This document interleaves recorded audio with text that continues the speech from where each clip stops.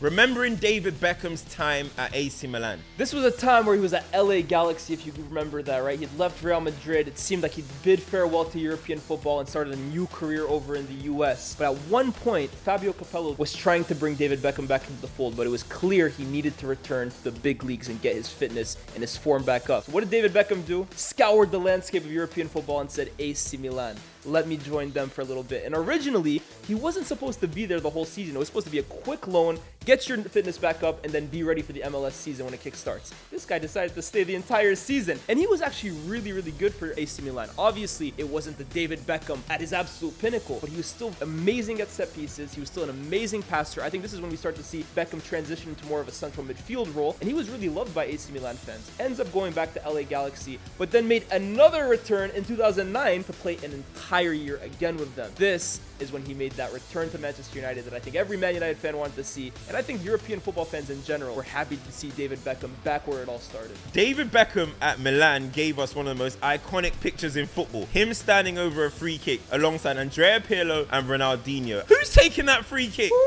That's three of the best free kick takers of all time at one club at the same time. Imagine being David Beckham though. Played for Man United, you spent time in LA, you spent time in Paris, you spent time in Milan. What a life. I think AC Milan those days, it felt like they were just accruing all of like the best legends in Europe at that point. It was so good, didn't it? Shevchenko, Ronaldinho, Kaká, Pirlo. It was just oozing class, man. That's the period too, if you remember. Ronaldinho was wearing number 80, Shevchenko wore 76. Do you remember what number Beckham wore for AC Milan? 17? Not even close. He wore 32. He just slipped David Beckham 32, man. What a time. What a time.